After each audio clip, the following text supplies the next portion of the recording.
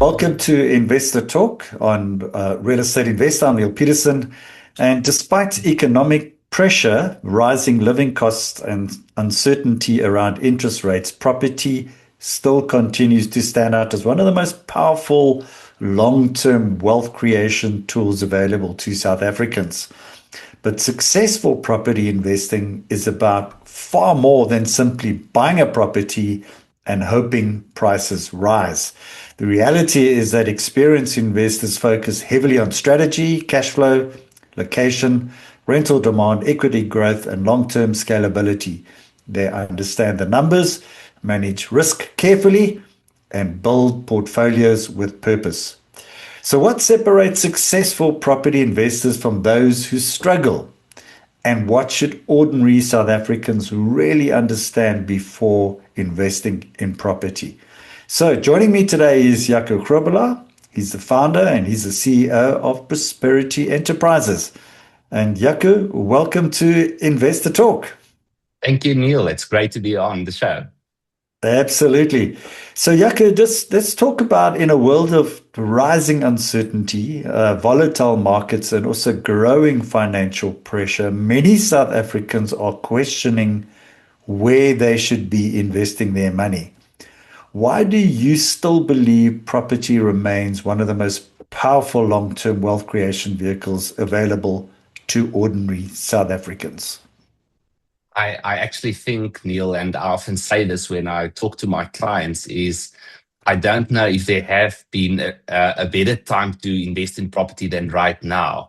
People often see challenges. They see, like you say, uncertainty, volatile markets, financial pressure, and they hold on to their money and they don't invest. And that's actually the perfect time to invest. That is what made Warren Buffett one of the most successful investors in the world, is the fact that he was willing to invest in good assets at times when nobody else were willing to invest in those assets. And let's talk about property. I mean, property is a basic human need. You know, we are sitting with over 60 million people in South Africa, and each and every one of those people need a roof over their head. That's not going to change. And all trends show that the population in South Africa and Africa will continue to grow, which means that demand for property is just going to continue. That's irrespective of what the government does. That's irrespective of whether the economy grows. That's irrespective of any of these uncertainties that we are facing, whether there are wars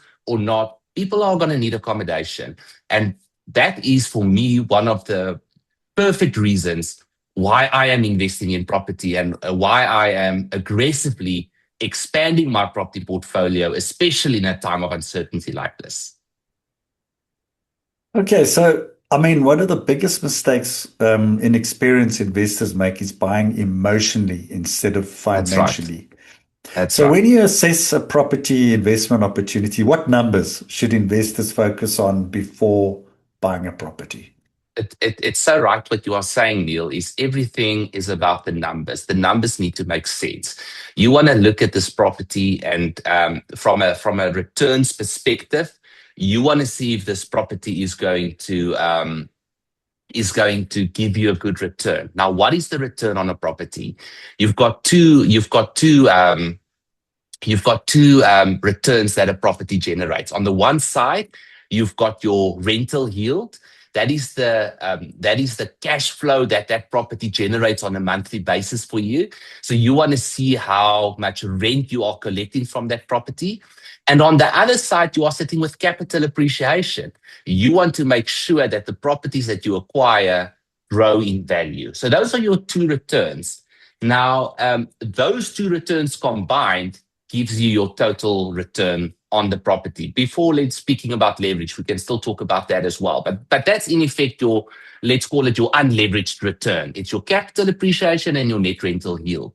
So you want to make sure that you buy a property that generates good rental income.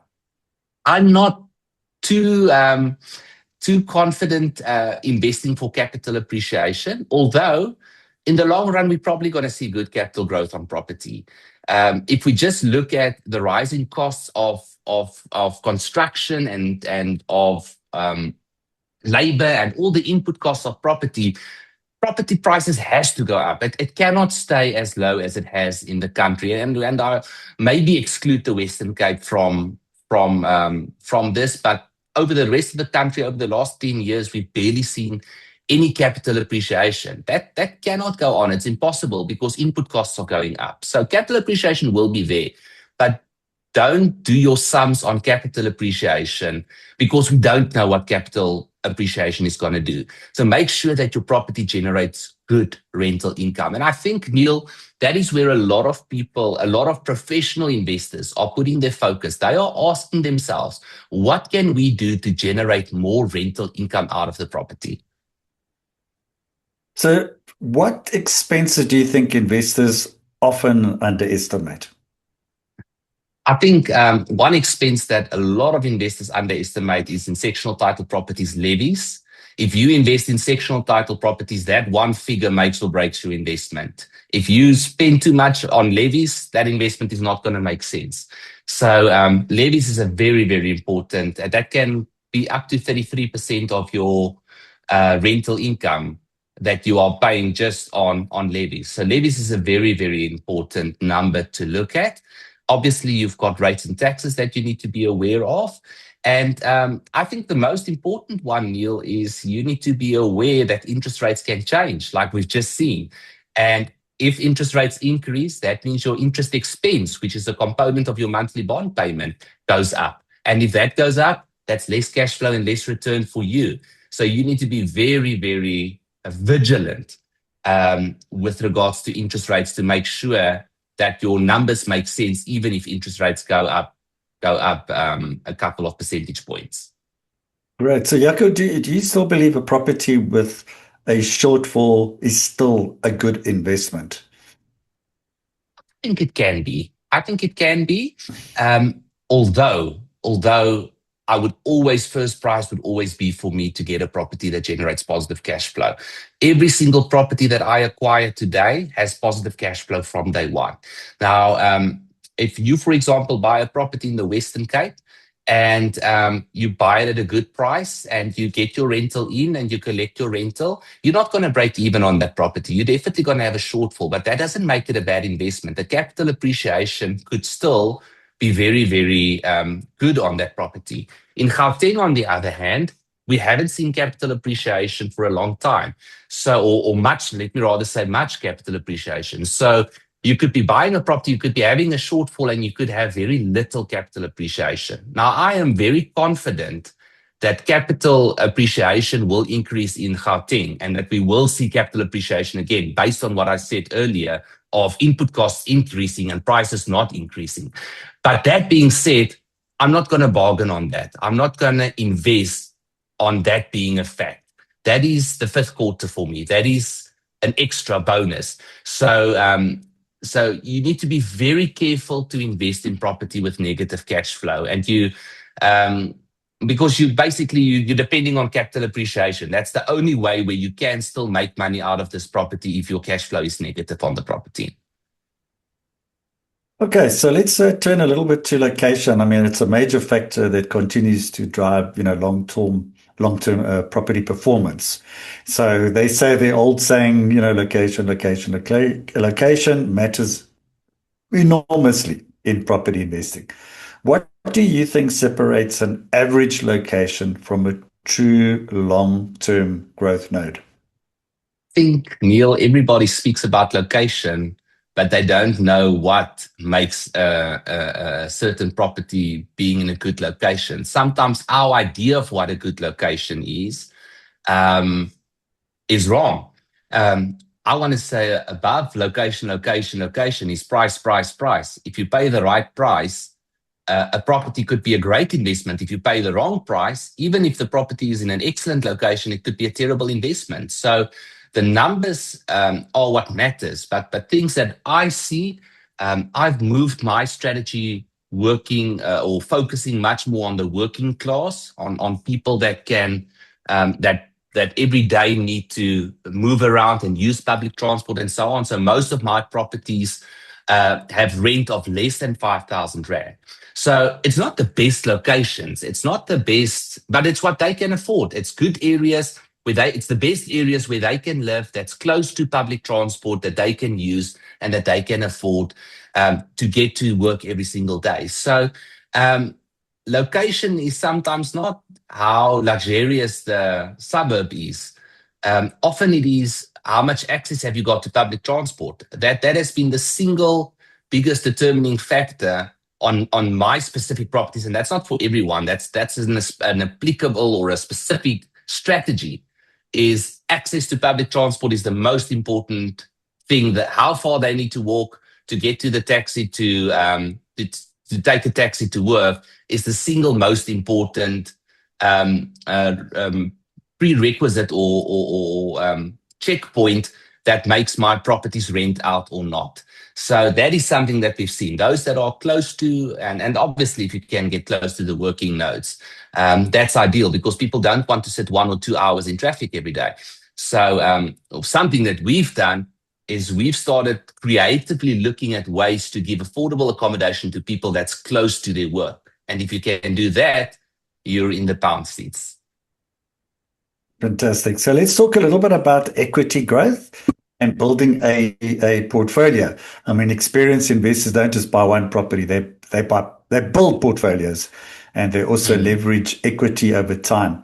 Can you explain how equity growth works and why it becomes such a powerful wealth building tool? Absolutely. The reason why most people don't make it in property investing is because they don't have a long-term strategy. Everybody is so obsessed with what's happening right now. What is the next 3 months going to do? What is the next year going to do? And they forget to put a strategy in place and a plan in place for the next 20 or 30 years. And that's really what I'm about. And I understand not everybody has 20 or 30 years to invest. But those of you that do, I mean, if you are 40 years old or 45 years old or 35 years old, you should be thinking 20, 30 years, and you should think of your plan that you are going to execute over the next couple of decades. So I think that is, most people are not willing to do that. And that's why most people do not succeed in property. Now, if you are willing to do that and you are willing to, one property at a time, build your property portfolio, you could build a substantial property portfolio. At the investor evenings, I always tell people, how many people do you know that own 30 properties? And very few people can say they know somebody that owns 30 properties. And then I break it down and I tell them over 30 years how easy it is to build a property portfolio of 30 properties. You just have to simply buy one small property every year for 30 years. That's it. Just one small property. Most people, even if you don't have a massive salary, if you invest correctly and if you use leverage, we're going to talk about that now, and if you use the equity in the property, what you asked me about now, you can buy one property a year, and over 30 years, you can have 30 properties, but most people give up long before they get to that. So to answer your question, Neil, is equity is the thing that we use to grow our property portfolios. I buy a property, and the first thing that I do is I make sure I buy that property below market value. That is why I said price, price, price. If I buy the property below market value, it gives me the opportunity to refinance that property. Now, refinancing that property means I go back to the bank. I tell the bank, listen, bank, I bought a property that's worth R1 million, but I only paid 800,000 Rand for this property. Borrow me another 200,000 Rand on this property. The banks would look at the property to see if there's collateral, if the property is actually worth R1 million. They will look at your affordability and the rental income to see if there's affordability. And then based on that, they would lend you another 200,000 Rand. Now, that 200,000 Rand is obviously going to increase your monthly bond payment. So you need to have good rental income to cover the bond. But now you are sitting with 200,000 Rand, and that 200,000 Rand is going to buy your next property. I'm not continuously taking out my own money to buy a property. I'm using the properties that I already have to buy the next properties for me. And that is where we leverage equity over time, is we use the equity in the properties to make capital available to buy the next properties. And the most important thing that I can say, and we're going to talk a lot about that today, Neil, is to pace yourself. This is not a 100-meter sprint. This is a marathon. This is a Comrades marathon you are running. And it's not about how much you can do today. It's about how much you or can do consistently over the next couple of decades. Wonderful. Nicely said. So at the same time, I mean, we look at cash flow and rental demand, which remain critical to long-term investment sustainability. I mean, a property can look great on paper, but if rental demand is weak, it quickly becomes a financial burden. So how important is rental demand when choosing an investment property? It's everything, Neil. It's that is your demand. That is your client. So you want to make sure that the product or the service that you are offering actually there's a client that wants to buy that or wants to pay for that. So you need to make sure that you can that you have properties where there's demand and where there's increase of demand. So and then that is where I often ask the question, and I don't. I'm tempted to say you need to invest in a certain class or a certain price range of property. But something that I've learned with the thousands of clients that we have is there's people on all sides with very, very good strategies. I've got people in low cost housing that are doing phenomenally well. And then I've got people that are investing in luxury estates. I'm talking about super luxury estates. They buy properties, they furnish them beautifully, and they rent them out as corporate rentals to the expats that live in these fancy estates. So there's always niches in every price range where there's demand, and it's important for you to read that demand. One thing that I do want to say is I did the exercise a couple of years ago to look at the LSM brackets in South Africa. And I used to have properties, and this is my strategy. I'm not saying that this is the only strategy that there is, but I used to rent out properties for 7,000, 8,000 rand. That was the market that I was in. 2-bedroom townhouses, entry level, 7,000 to 8,000 rand. Now, if you pay rent of 7,000 to 8,000 rand, you need to earn about 21,000 rand a month, give or take. Let's say between 20 and 25,000 rand. So as a household, and or as a single person, you need to earn 20 to 25,000 rand a month. Then I did the exercise to go and look at how many people in South Africa actually are in those LSM brackets that afford that. And I realized that about 20% of South Africans can actually afford my rent. And I realized that only 20% of people can rent those properties from me. And I started asking myself, but what about the other 80%? Where are they living and what are they renting?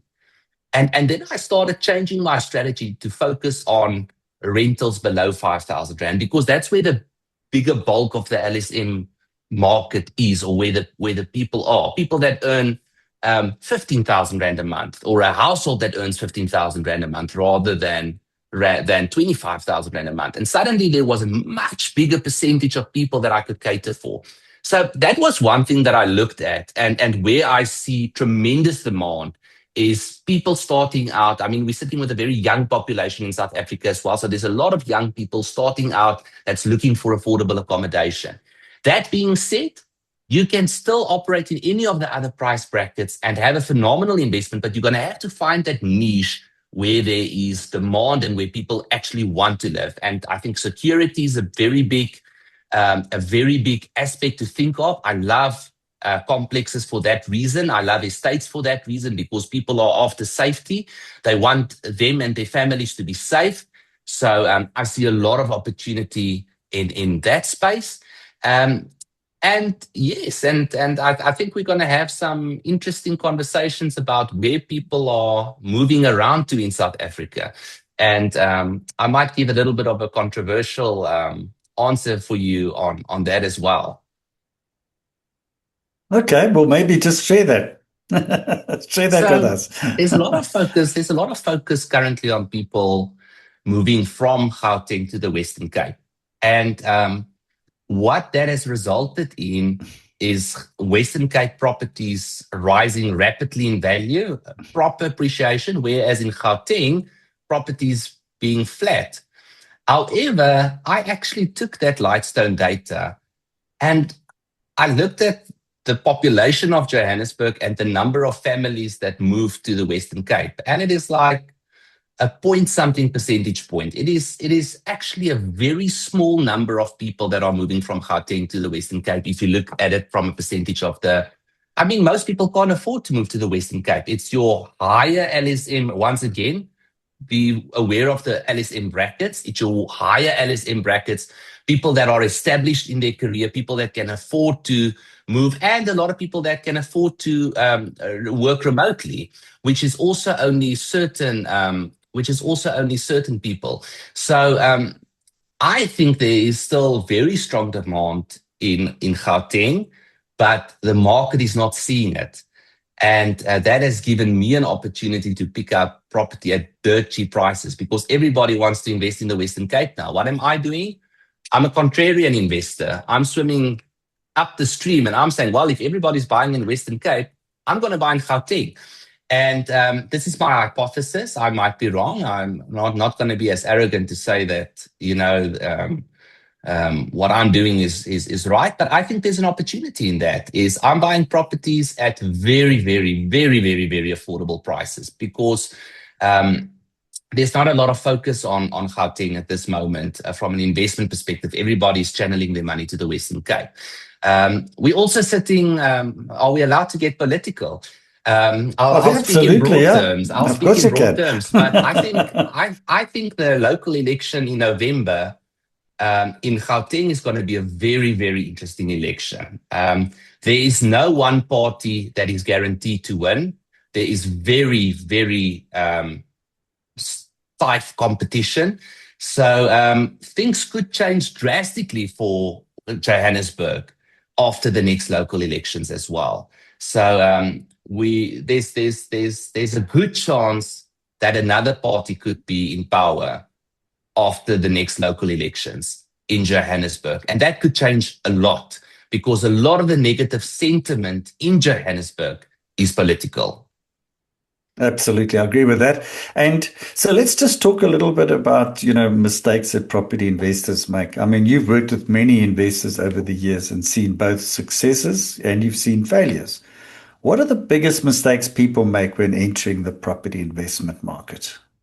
I think, Neil, people are in a hurry to buy their first property, and they buy their first property before educating themselves and before setting a plan in place of what the next couple of decades are going to look like. So when somebody asks me, what should I do first? I always ask them, how many books have you read on property? I mean, there are such phenomenal books, local and international content that you can read on property investment in South Africa.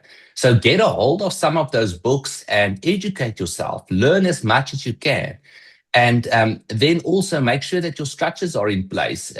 Don't build a property portfolio in your own name. It's going to cost you a lot of money to fix it later on. So get your structure in place. It's not that expensive, and buy your properties in a company with the shares in a trust so that what you start building now, you can continue building for decades to come. And then, Neil, I think, especially with properties, have a long-term perspective. Don't think in terms of months or years. Think in terms of decades. Those are the people that really build success. Those that can wait it out and that is patient enough to follow a strategy over a number of decades rather than just looking at what's going to happen the next month. And then one last thing that I want to say is probably the biggest mistake that people make is they end up paying too much for a property. I'm very patient when I'm buying property. I submit offers all the time that gets rejected. I've grown used to rejection, Neil. So that's something that's part of investing in property. Is I make offers and it gets rejected. But when an offer gets accepted, I know it's at a good price and it's below market value, and there's equity in the property for me to refinance to use for my next investment property. So that's a very, very important lesson to learn, is don't be so much in a hurry that you end up paying too much for the property. Excellent. So just a scenario here, Jaco. I mean, if you had to lose everything and you had to start building wealth through property from scratch again in today's market, what exact strategy would you follow first and why? I've made so many mistakes, Neil, and I've made massive mistakes. And sometimes we all wish we could start over and do it again. And if I could start over, I would have had so much experience now, and there's so many things that I would have been able to do differently. But I think the thing that I'm going to say might surprise a lot of people. I would have started slower and scaled faster. And I think that is where most people, they don't understand that hockey stick curve of a graph. Um, of starting slow from a strong base to a strong base, little by little building your property portfolio, but then picking up speed once the model works and once the niche that I've positioned myself in works, and then start scaling massively. So if I could start over today, I would have bought less properties. I would have leveraged less. So in other words, I would have had more equity in my properties. I wouldn't have refinanced so much and buy so many properties. And I would have first made sure my cash flow is healthy and positive. And then I would scale once that is in place. And the mistake I made was I was buying properties with negative cash flow and I was scaling that. And I was actually scaling a problem that got me into very big trouble. So I think it's very, very important to build something strong before you scale it. Wonderful. Jaco, thank you very much for joining us today. I think what's become very clear to the audience is that successful property investing is not just about speculation or luck. It's about education, it's discipline, understanding the numbers, and taking a long-term strategic approach. And the investors who continue building wealth are usually those who understand cash flow, location, rental demand, and the importance of making informed decisions rather than the emotional ones that Jaco has shared with us. So, first of all, I'd just like to say to you, Jaco, thanks again for sharing your insights and practical advice with us today. And anybody who would like to reach out to Jaco, I encourage you to do that. So, once again, thank you, Jaco, and to our viewers and listeners, thank you for watching. I'm Neil Peterson of Real Estate Investor. Until next time, thank you.